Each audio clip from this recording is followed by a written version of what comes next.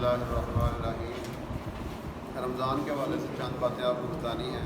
اللہ رب العزت قرآن پاک میں فرماتے ہیں یا ایھا الذین آمنوا کتب علیکم الصیام کما کتب علی الذین من قبلکم لعلکم تتقون، کہ یہ روزہ تم پر فرض کیا گیا ہے، اور صرف تم پہ نہیں فرض کیا گیا، پہلی امتوں پہ بھی فرض کیا گیا تھا۔ کوئی یہ نہ سمجھے اس امت پہ پار پایا گیا، اور مقصد کیا ہے اس کا لعلکم تتقون، تاکہ تم متقی بنو، پرہیزگار بنو۔ اور تقوی کا فائدہ کیا ہے؟ اللہ رب العزت فرماتے ہیں کہ وَمَن يَتَّقِ اللَّهَ يَجْعَل لَّهُ مَخْرَجًا وَيَرْزُقْهُ مِنْ حَيْثُ لَا يَحْتَسِبُ، کہ جو اللہ کا تقوی اختیار کر لیتا ہے اللہ اس کے لیے ہر مشکل سے رستہ نکال دیتے ہیں، اور اس کو ایسی جگہ سے رزق دیتے ہیں جہاں سے وہ گمان بھی نہیں کر سکتا۔ تو سب سے بڑا فائدہ یہ ہے۔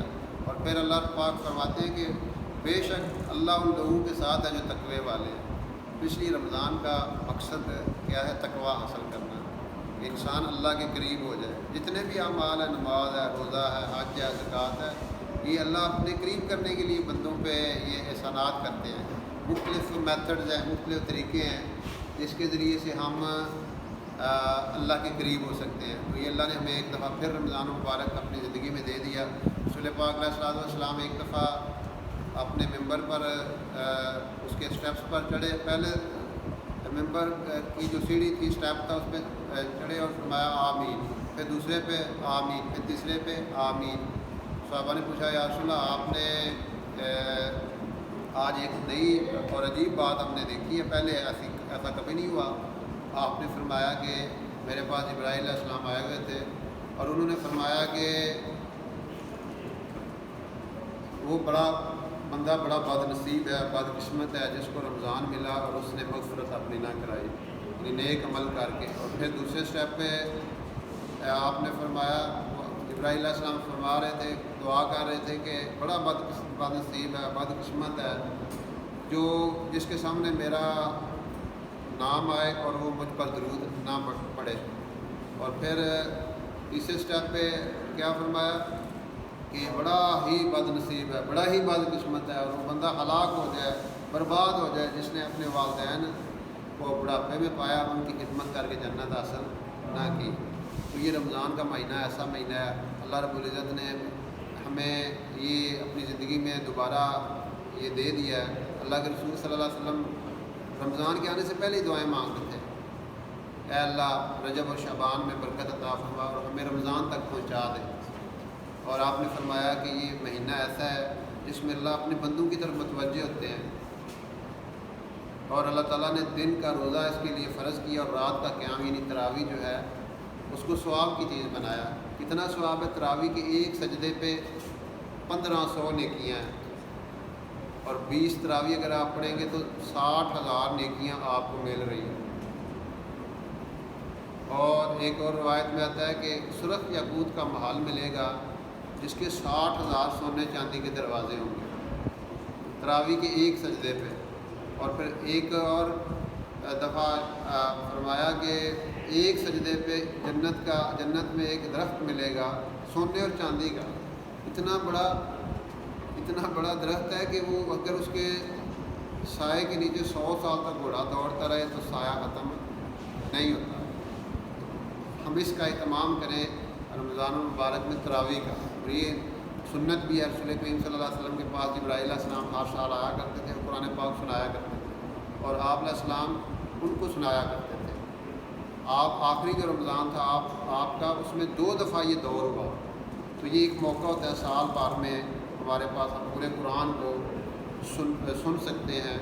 اور یہ مہینہ ہی بنیادی طور پہ قرآن کا مہینہ ہے۔ شہر رمضان الذی انزل فیہ القرآن، قرآن اس مہینے میں نازل ہوا۔ ساری آسمانی کتابیں، ابراہیم علیہ السلام پہ جو کتاب نازل ہوئی 1 رمضان، موسیٰ علیہ السلام پہ 2 رمضان، داؤد علیہ السلام پہ جو کتاب نازل ہوئی 6 رمضان، اور یہ جو قرآن پاک ہے یہ 24 رمضان بھی آتا ہے، 20 رمضان بھی آتا ہے۔ تو یہ قرآن کا مہینہ ہے، اس میں ہم زیادہ سے زیادہ قرآن پڑھیں، باقی سارے اذکار بے شک چھوڑ دیں، اور قرآن اور نماز کی کثرت کریں۔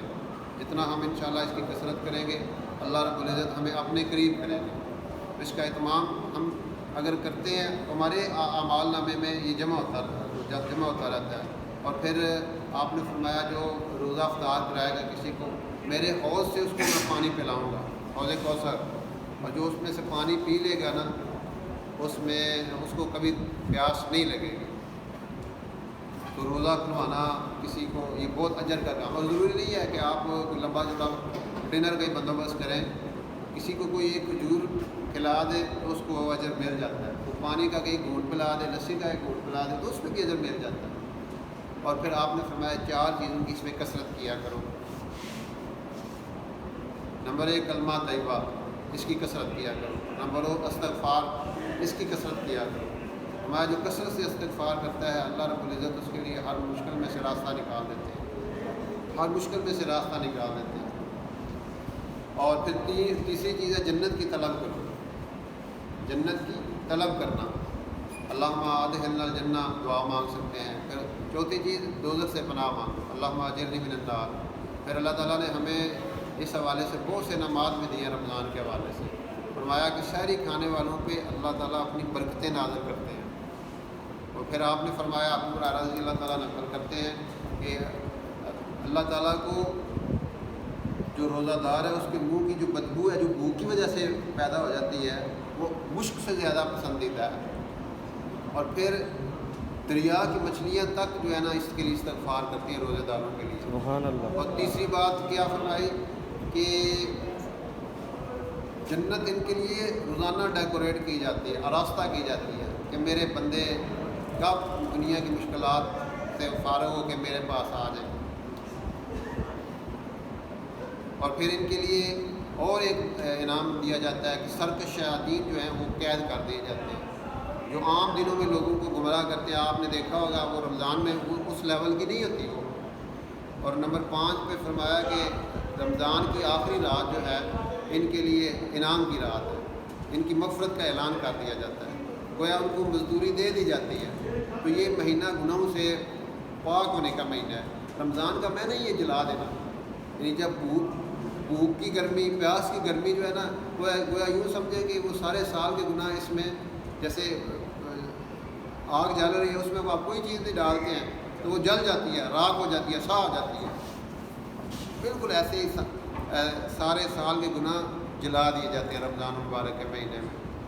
اور یا یوں سمجھ لیں کہ اللہ کی رحمت ایسے آتی ہے جیسے بچہ ہوتا ہے نا وہ لتھڑا ہوتا ہے اور گندگی میں اور چکڑ میں اور مٹی میں، اور ماں ان چوڑیوں پھاڑ کے ٹوٹی کھول دی دھلے پھاڑ کے پورا ہم صاف کر دیتے ہیں، ایسے ہی بندہ سارے سال کے جو گناہ ہوتے ہیں نا اس میں لتھڑا ہوتا ہے، اور وہ رمضان المبارک میں اللہ تعالیٰ کی رحمت کی ٹوٹیاں کھلتی ہیں اور ہم پاک صاف ہو جاتے ہیں۔ اس حوالے سے رمضان المبارک کا مہینہ اللہ نے اس امت کو بہت بڑا انعام دیا ہے، بہت بڑا انعام دیا ہے۔ اس میں ہم اپنے رب سے تعلق بنا سکتے ہیں، اور نماز کے ذریعے سے، قرآن کے ذریعے سے۔ پھر کچھ چیزیں ایسی ہیں جن سے روزہ ٹوٹ جاتا ہے، ایک تو فزیکلی ٹوٹ جاتا ہے نا کہ ہم کھا لیں پی لیں تو روزہ ٹوٹ جائے گا، کچھ چیزیں ایسی ہیں جو روحانی طور پہ ہم روزے کی وہ فائدہ نہیں ہوتا۔ آپ نے فرمایا روزہ ڈال ہے، جس طرح کہ جب تک اس کو پھاڑ نہ ڈالیں۔ ڈال کیا ہوتی تھی پرانے زمانے میں، سمجھے لوہے کی جیکٹ ہوتی تھی، جب وہ جنگیں ہوتی تھیں تو تلوار سے بچنے کے لیے وہ پہن لیتے تھے۔ اب اگر وہ ڈال اس کے اندر سوراخ ہے یا وہ پھٹی ہوئی ہے تو تلوار سے کیسے بچائے گی؟ تو بالکل روزہ ایسے ہی اللہ تعالیٰ کی ایک عبادت ہے، اس میں احتیاط کیا ہے؟ ہماری زبان جھوٹ نہ بولے، ہماری آنکھیں غلط نہ دیکھیں، ہمارے کان غلط نہ سنیں، ہمارا ہاتھ غلط نہ تھولے، ہمارا ہاتھ ظلم نہ کسی پہ کرے۔ یعنی یہ صرف پیٹ کا روزہ نہیں ہے، کوتبہ علیکم الصیام، پورے جسم پہ روزہ فرض کیا ہے۔ زبان کا روزہ کیا ہے کہ اس سے فحش بات نہ کی جائے، اس سے گندی باتیں نہ کی جائیں۔ آنکھوں کا روزہ کیا ہے؟ اس سے ایسی باتیں نہ دیکھی جائیں جو اللہ رسول کو ناپسند ہے۔ کانوں کا روزہ کیا ہے؟ اس سے ایسی چیز نہ سنی جائے، اے نہیں چلو جی ہوں پاپ جی کھول لو تو 2-4 گھنٹے ضائع کر دو، روزہ وال لنگے دا، تو یہ مناسب نہیں ہے، بلکہ یہ ہے کہ ہم اعمال کے ذریعے سے اس روزے کی حفاظت کریں۔ اگر ہم نے ان دنوں میں بھی جھوٹ نہ چھوڑا، غیبت نہ چھوڑی، کسی پہ ظلم و ستم نہ چھوڑا، تو یہ اللہ پاک کو انتہائی ناپسند ہے۔ پھر وہ روزے کے ثمرات نہیں ملتے، پھر وہ बजुज़ भूखा और प्यासा रहने के कितने ही रोज़ादार हैं, उनको भूख और प्यास के अलावा कुछ नहीं बचता। वजह यह है कि जिन चीज़ों को अल्लाह के हबीब अलैहिस्सलाम ने करने का हुक्म दिया उसको वो नहीं करते, जिसकी वजह से रोज़े की असमरात हासिल नहीं होती। इसलिए हम कोशिश करें कि उन आमाल को करें जो अल्लाह और अल्लाह के हबीब सल्लल्लाहु अलैहि वसल्लम ने हमें बताए हैं, और अगर हम उन आमाल को करेंगे तो इंशाअल्लाह अल्लाह रब्बुल इज़्ज़त हमें इस रोज़े का जो असल मकसद है तकवा वो मिल जाएगा। और अगर तकवा मिल गया तो सारे के सारे इनामात तकवे वालों के साथ अटैच हैं, और तकवे वालों के साथ अल्लाह रब्बुल इज़्ज़त का वादा है। अल्लाह रब्बुल इज़्ज़त हमें रमज़ान मुबारक के महीने में जो आमाल अल्लाह के हबीब सल्लल्लाहु अलैहि वसल्लम ने हमें बताए हैं उन पे हम अमल भी करें, औरों को भी बताएँ।